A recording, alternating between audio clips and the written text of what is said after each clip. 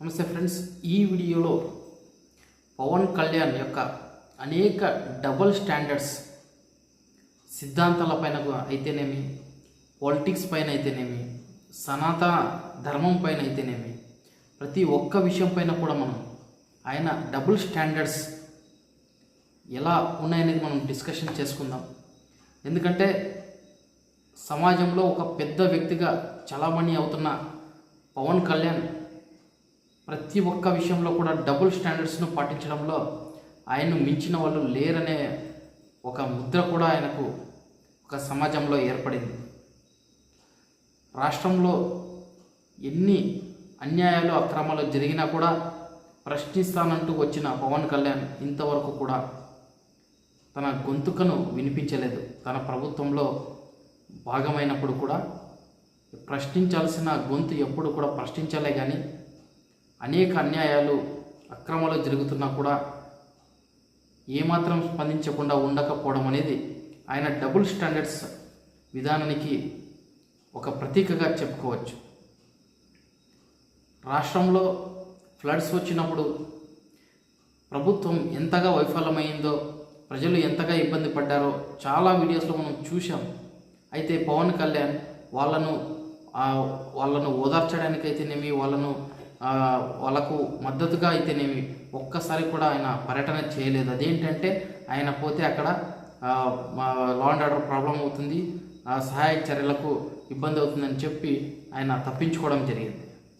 అదేవిధంగా ఒక ఇంజనీరింగ్ కాలేజ్లో అమ్మాయిల న్యూడ్ వీడియోలను తీసి ఇద్దరు స్టూడెంట్స్ స్ప్రెడ్ చేసినప్పుడు ఎంత పెద్ద ఇది ప్రాబ్లం జరిగినా కూడా ఆ విషయంపై కూడా ఒక్కరోజు కూడా స్పందించలేదు.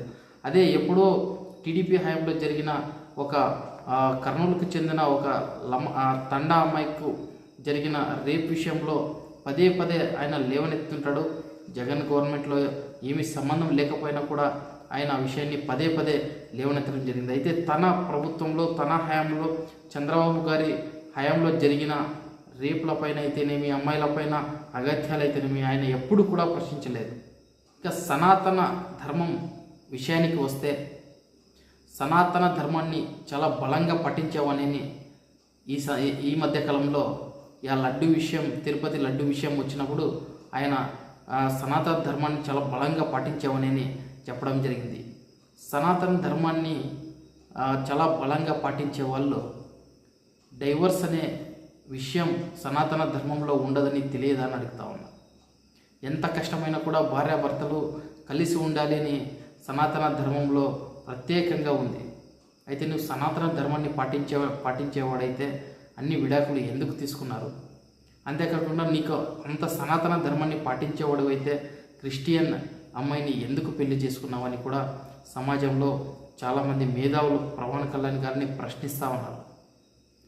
అంతేకాకుండా ఒకానొక చాలాసార్లు ఆయన చెప్పడం జరిగింది, నేను అన్ని మతాలను సమానంగా చూస్తానని ఆయన చెప్పడం జరిగింది. అయితే అన్ని మతాలను సమానంగా చూసేవాళ్ళు లౌకికవాదులు అవుతారే కానీ సనాతన ధర్మాన్ని పాటించే వాళ్ళు అవ్వరు. ఒకవేళ నువ్వు లౌకికవాది అనుకుంటే నువ్వు సనాతన ధర్మానికి మాత్రమే నువ్వు ఒక ప్రతినిధిగా మాట్లాడుతున్నావే తప్పితే సమాజ స్థాపన కోసం అయితేనేమి, అన్ని పరమత సహనం పాటించే వాటిలాగా అయితే నువ్వు మాట్లాడడం లేదు. ఎందుకంటే ఈ ఒక మతాల మధ్య చిచ్చు పెట్టే విధంగా ఒక రాజకీయ పార్టీకి మద్దతుగా మరొక రాజకీయ పార్టీకి విరుద్ధంగా పార్టీ కార్యకర్తలు, ప్రజలు మతాల పరంగా విభజన చెంది సమాజంలో అశాంతిని ఏర్పాటు చేయాలనే నీ యొక్క ఈ అభిమతం అయితే స్పష్టంగా కనిపిస్తూ ఉంది. మీరే గత ఎన్నికల సందర్భంలో మీరు చెప్పడం జరిగింది, కనీసం మతభావన ఎలాగో లేదు, కులభావనైనా మీరు పట్టించుకొని ఓట్లేయండి అని అడగడం నిజంగా మీ యొక్క దిగజారుడు రాజకీయాలకు అదొక ప్రతీకగా మనం చెప్పుకోవచ్చు. అట్లాంటి మీరు సనాతన ధర్మాన్ని పాటించే వాళ్ళని అడుగుతా ఉన్నాం. మీ నాన్న ఇంట్లో పెట్టిన దీపాన్ని సిగరెట్ వెలిగించుకోవడానికి ఉపయోగించుకుంటున్నారని మీరు చెప్పడం నిజంగా మీరు ఎంతవరకు సనాతన ధర్మాన్ని పాటిస్తున్నారో, సనాతన ధర్మాన్ని పాటించే వ్యక్తులు ఒకసారి ఆలోచించాలి. పవన్ కళ్యాణ్ యొక్క డబుల్ స్టాండర్డ్స్ మాటలను విని ఆయన మాటలకు రెచ్చిపోయి మీరు ఇతర మతాల వాళ్ళపైన దాడులకు అయితేనేవి వాళ్ళపై పగ పెంచుకోవడానికి అయితే వెళ్తే నష్టపోయేది మీరే. కానీ పవన్ కళ్యాణ్ తన పని తను చేసుకుంటూ, తన ఎంజాయ్మెంట్ తను చేసుకుంటూ చాలా హ్యాపీగా తన కుటుంబంతో తన పదవులను అనుభవిస్తూ బతుకుతాడే తప్పితే ఆయన ప్రజలకు ఉద్ధరించేది ఏమీ లేదని కూడా నేను తెలియజేస్తా ఉన్నా. మీరు ఎన్ని హామీలు ఇవ్వడం జరిగింది, ఆ హామీల సంగతి ఏమిటో మీరు ఒక్కసారి కూడా ప్రశ్నించారా పవన్ కళ్యాణ్ అడుగుతా ఉన్నా ఈ సందర్భంగా. ఇవన్నీ విషయాలను మనం చూస్తూ ఉంటే పవన్ కళ్యాణ్ యొక్క డబుల్ స్టాండర్డ్స్ ప్రతి ఒక్క విషయంలో కూడా కనపడిస్తూ ఉంది.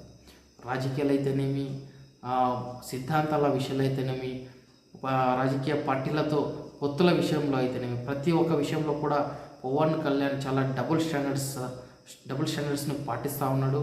ఇటువంటి వ్యక్తి నిజంగా సమాజానికి కూడా చాలా ప్రమాదకరం.